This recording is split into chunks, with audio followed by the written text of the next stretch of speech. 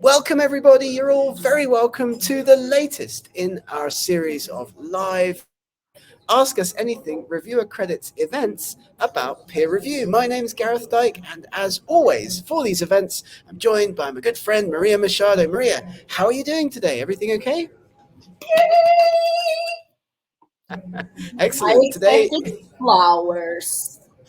oh, right, because of course today it is International Women's Day, a big festival, a big celebration all around the world in which we celebrate the contribution that women make in all walks of life. But in this particular event, right, Maria, we're going to be talking about peer review and talking about how we can foster and enhance diversity in peer Yes. review.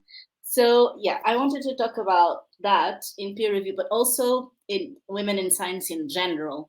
So, I read some things and I looked at some things, and I wanted to talk to you about this.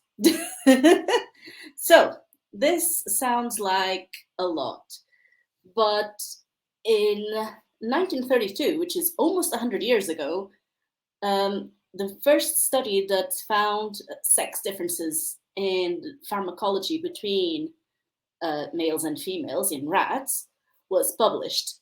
And in 61, Mary Lyon, who was one of the first geneticists to publish a single author paper, published about X chromosome inactivation and genetic coincidences in females.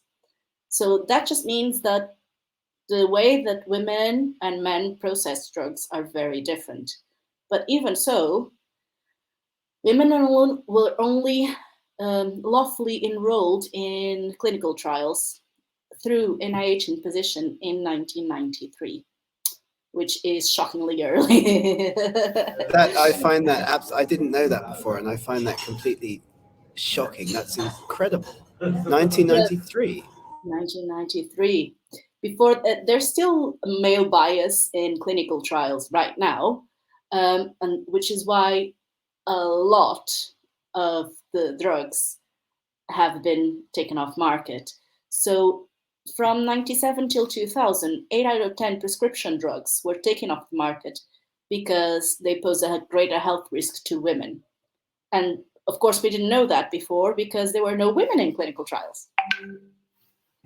That's just shocking. That's just shocking. And as usual with these events, Maria and I were doing it live on LinkedIn. So if you'd like to ask a question or you'd like to make a comment, you can do so just by adding a comment to the reviewer credits LinkedIn feed. I don't have statistics to hand, Maria, but what would you say about peer review in terms of the gender breakdown that we might see, generally speaking? Would you say 50-50 in terms of diversity in peer review?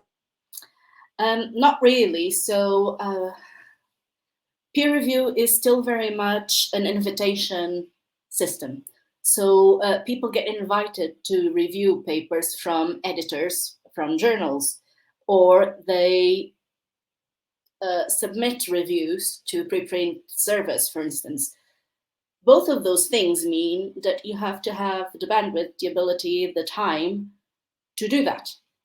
So either you have a job that pays you to do that, or you're doing it voluntarily. And not a lot of people have volunteer time they can spare, and less so women, and less so women in underprivileged countries, for instance, because they are burdened with everything else and that an academic has to do, like teach and research and mentor. So the other thing I wanted to talk about is this.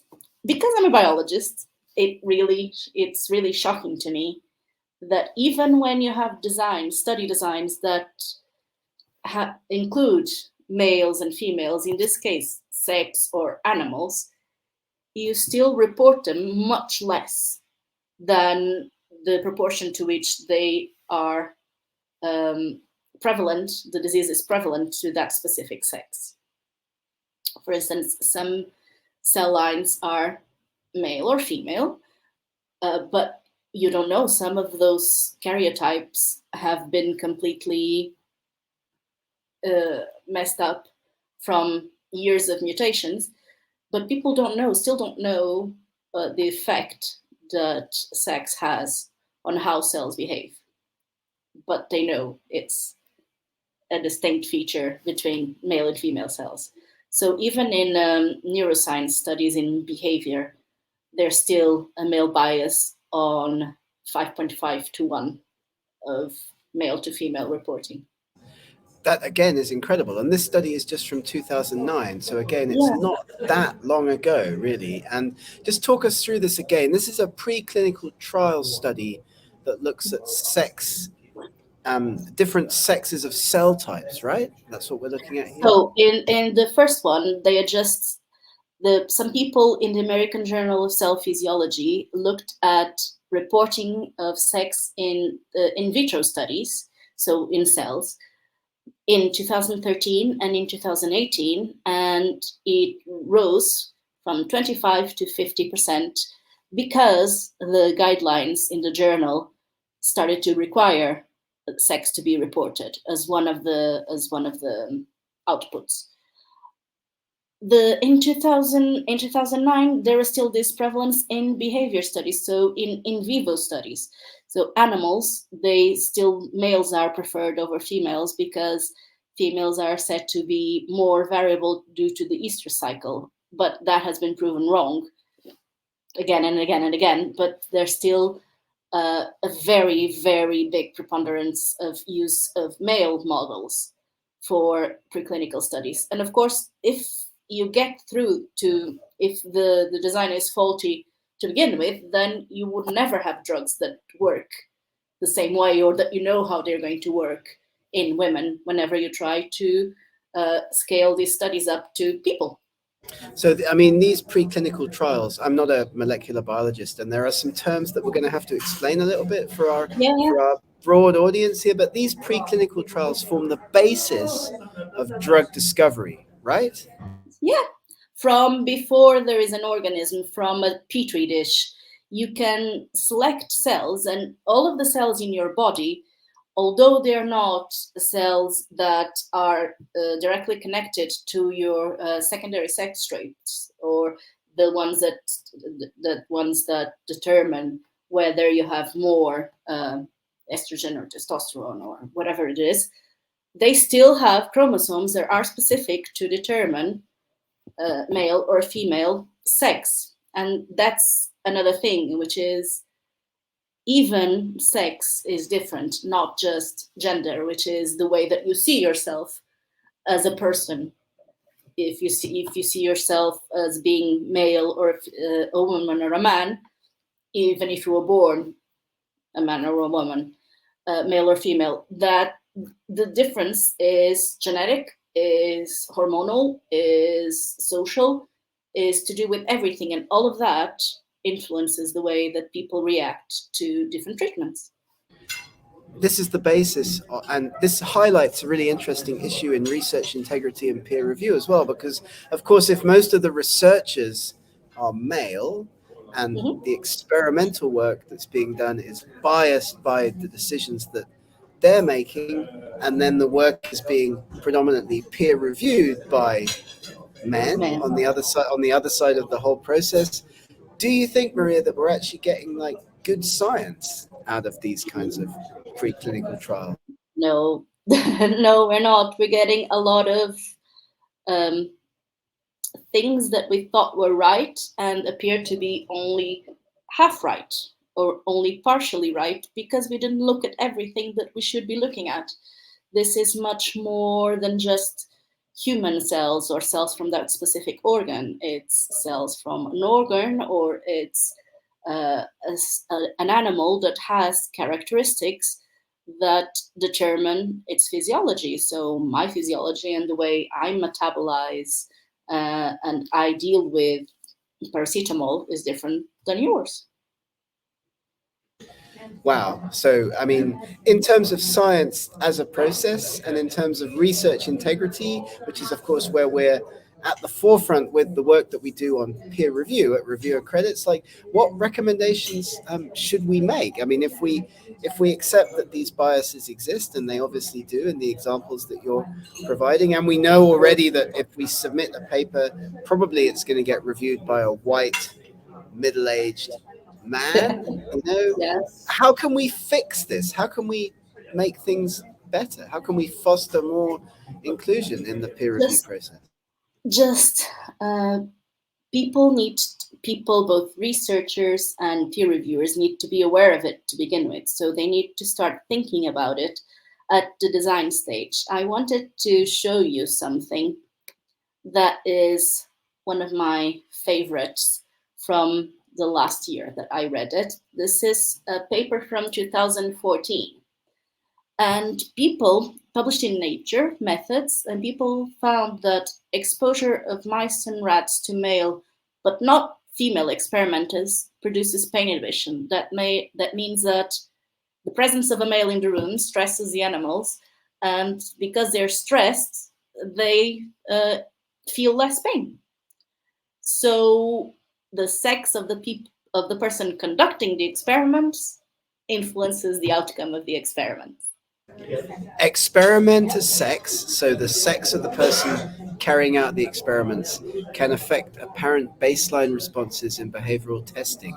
In this case, how much pain an Yeah. animal is experiencing. That's incredible. So I would get a different result if the team doing the experiments were female as opposed to Yeah. if they were male, right? And Yeah. was this was picked up in peer review, or I mean, where does this quote come from? So this was probably fluke. So this is someone that was doing behavioral testing in animals.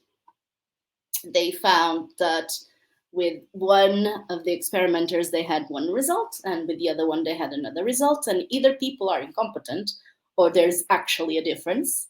So they tested it, and they found that uh, t-shirts worn by men, bedding material from male mammals, uh, compounds secreted from the human axilla of human males, all induced this. So it has to do with the sex of the experimenter and nothing else.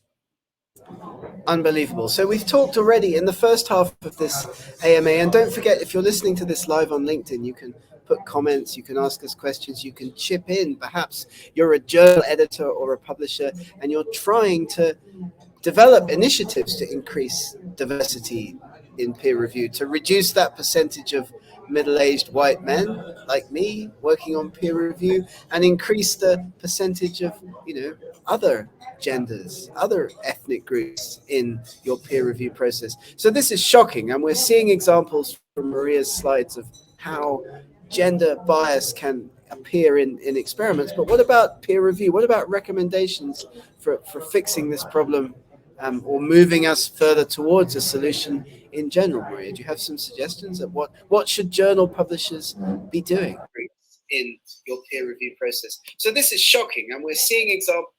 So one of the things is free courses. I have to love Canadians.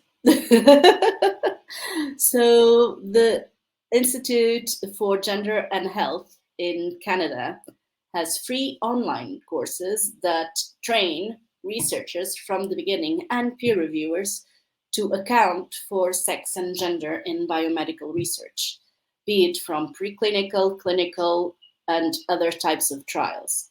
So, and they also give you examples of how best to report those.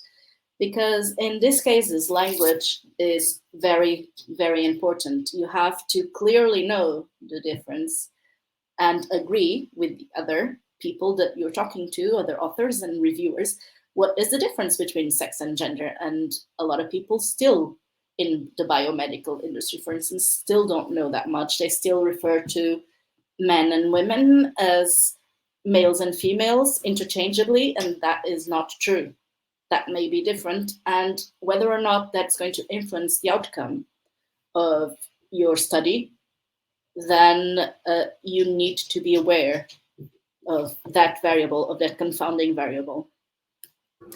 So we need training not just for researchers like us, like learning how to build experiments, learning how to design our experiments so that there's less bias, but also critically from the perspective of our discussion today through the Reviewer Credits platform, how that can be brought to editors, to journals, to reviewer pools to make sure that we try to build diversity. So when I'm selecting reviewers for the journal that I edit, I mean, what I'm given, like on Scholar One, on Editorial Manager, no indication of the gender of the reviewers, just names, just keywords, just experience.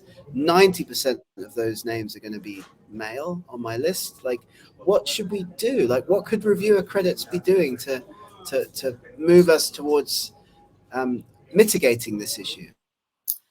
So I think that one of the best things is strongly fostering early career researchers, because that's when in the early career is when bias gender bias starts to happen. And this is one of the things that I looked up, is the difference between the different facets of gender bias throughout a woman researcher's career.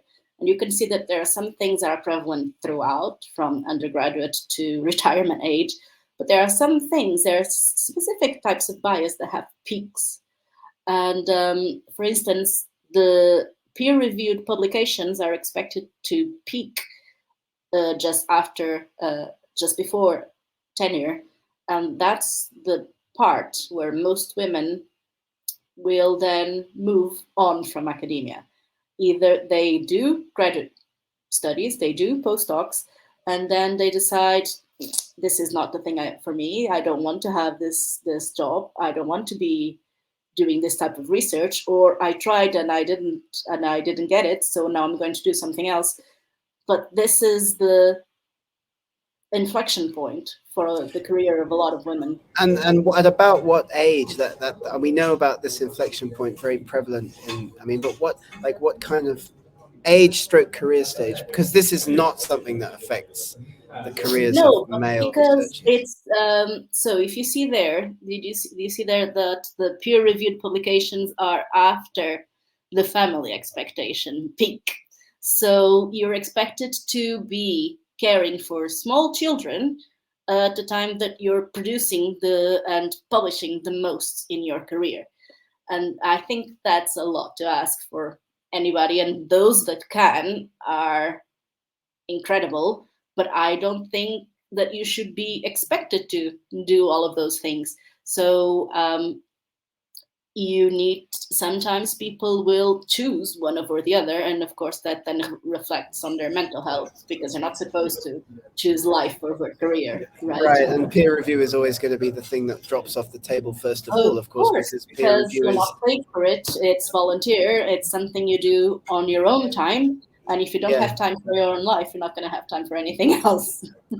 I want you to just spend a bit of time to walk us through this slide, because this is absolutely fascinating. Like, if you could just take us down like the Of y-axis and course. then across the x-axis so our listeners can So understand. across the x-axis, you have career stages in academia, and the first is undergrad, then graduate and postdoc, tenure track whenever you're employed but your position is not secure, tenured, senior, and retired.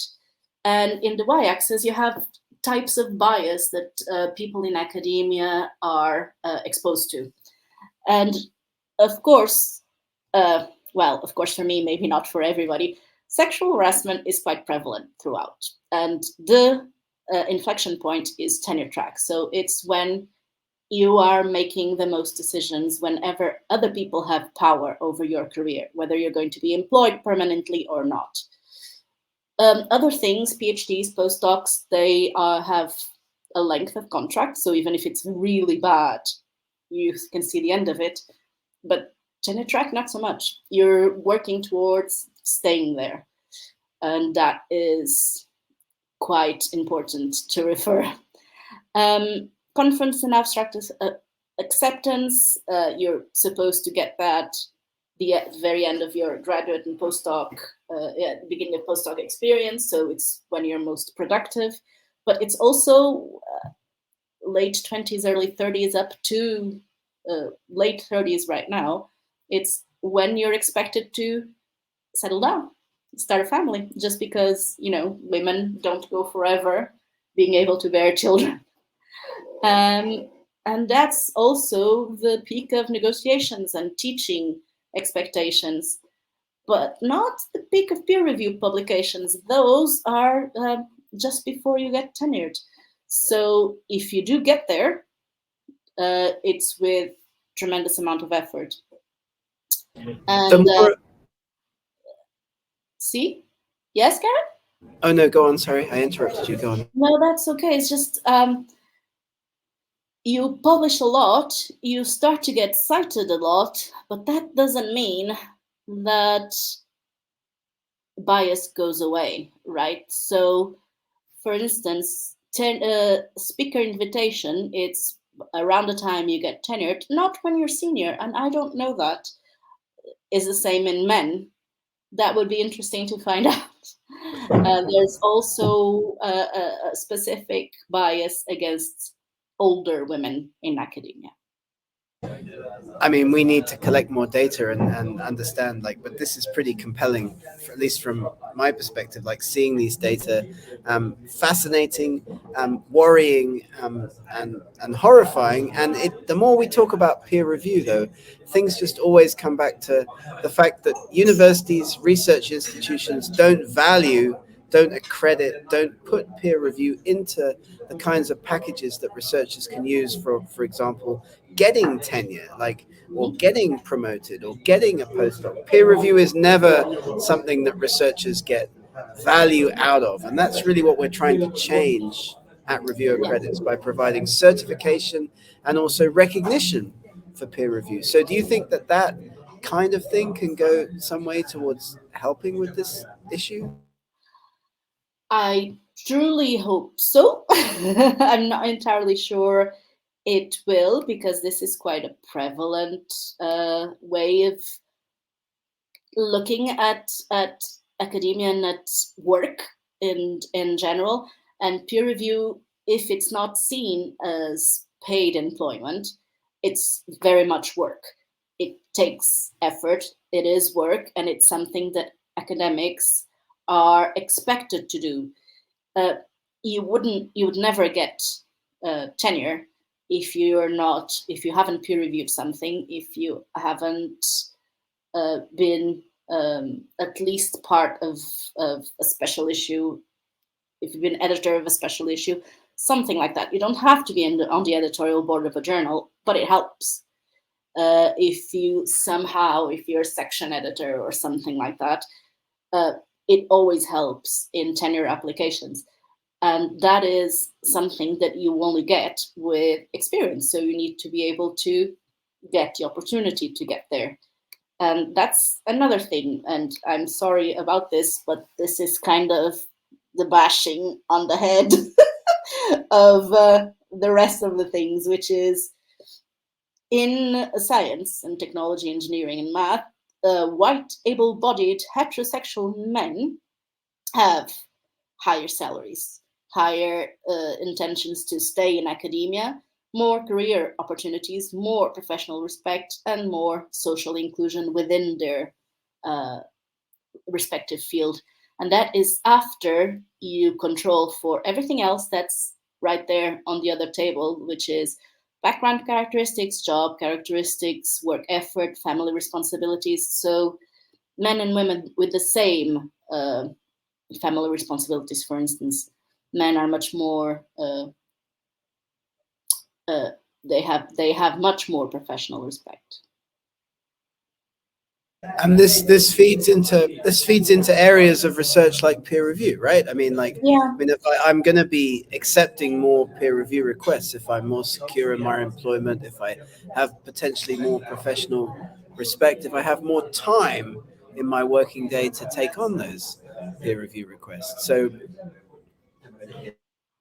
So I think it's a matter of providing opportunities. So you won't be able to get there if nobody ever asks you or accepts your input.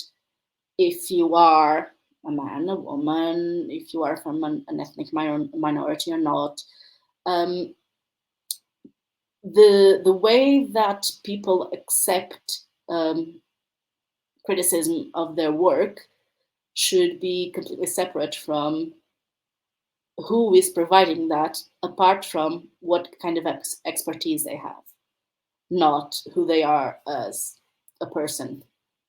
Absolutely. Well, so we need to provide more opportunities for peer reviewers, and we Yes, need to provide databases of peer reviewers to journals that are comprehensive. And thirdly, what about blinded peer review, Maria? Do you think that that is an important part of the whole puzzle that we have to put together in this situation? that is incredibly important, blinding of peer review and also training of peer reviewers. Because if you're not aware that you are biased, and everyone is biased, even women are biased against women whenever they're peer reviewing papers, then you don't know that this is something you need to watch out for. And it is quite important. So if you remove that factor from everything else within the peer review process, then that is, of course, the best way. But it may not always be possible. It may be that you have, in some way, you know who did the work, you know who wrote the manuscript, because you have a very small field, right, Gareth? So you kind of know what people are working on. But even That's so, but even so, you if you are aware that that exists, then you're more likely to pace yourself, to control yourself on your. this has been a really useful discussion, at least from my perspective. I mean, what we're going to do is we're going to implement these recommendations on the Reviewer Credits platform with training, integration, like a searchability function that we already have that enables journals and publishers to look for peer reviewers who are verified for the Yeah, yeah. articles that they need to get work on. And also from reviewers' perspective, you can get verified, you can get certified for the work that you do. Maria, thank you very much for your time today, and thank you very much for joining us for this Thank event. you. It was I hope lovely. everybody, we learned a lot, and I hope that we'll get lots of comments and get lots of feedback on the LinkedIn feed. Stay tuned for our next one. We do these AMA events every 2 weeks, and happy International Women's Day, Maria. Happy International Women's Day.